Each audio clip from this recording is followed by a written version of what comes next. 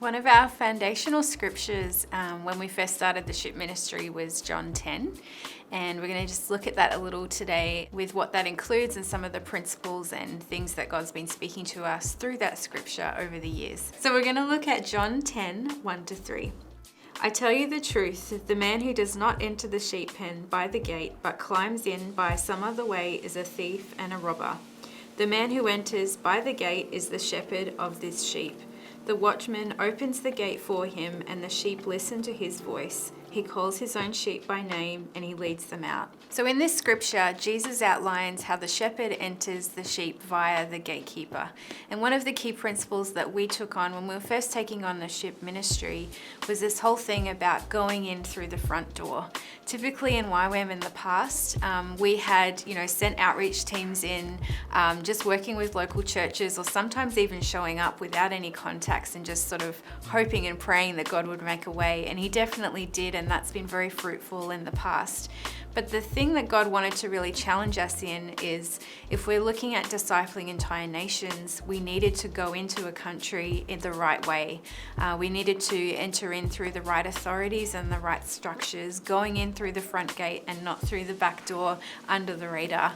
And so this was a challenging concept for us at the time. We had never sort of worked with government before, or educational authorities and so on. And so it was a challenging time for us navigating what it meant to walk through the front door. But we felt very strongly in the Lord that this was something that God wanted to teach us as we started working in Papua New Guinea. So one of the first things that we did when we first felt that God was calling us to work in PNG with the ship is that we requested a meeting with the Secretary for Health at the time, Dr. Clement Malau.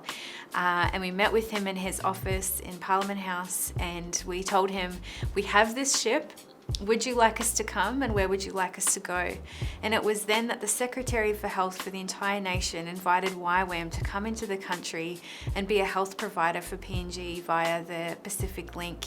And this was an amazing step forward. And when the ship came into PNG, it wasn't just something that sort of happened in the background that a few people knew about. The entire nation was on board with it. Government leaders were welcoming this vessel in to come in and bring hope to their most isolated communities.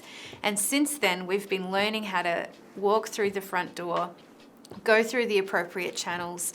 Don't just come up with our own ideas and motivations. We want to come in under what the government has set to do and looking at what are their priorities, what are their objectives, and how can we help support that.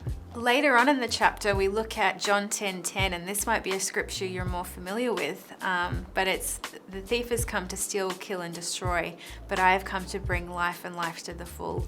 And this was a really key scripture that God was sharing with us as we were praying and interceding for Papua New Guinea as we were first looking at working in the nation. And the key words in this verse is life to the full. And we started to look at, well, what does it mean to live life in its fullness? We realized that life in its fullness isn't just physical life. It isn't just the absence of disease.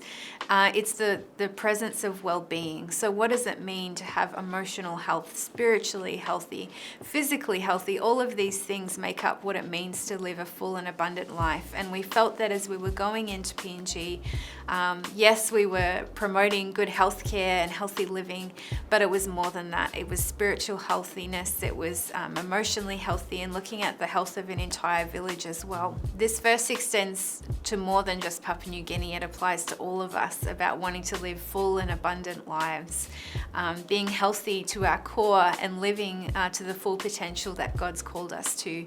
So as we're promoting life, there's also a focus on us. How can we be physically healthy, emotionally healthy, spiritually healthy? In order to promote fullness of life, we need to believe that for ourselves and live that out. And so that's a challenge for us as YWAMers, to be going after a full and abundant life the way that Jesus has called us to live.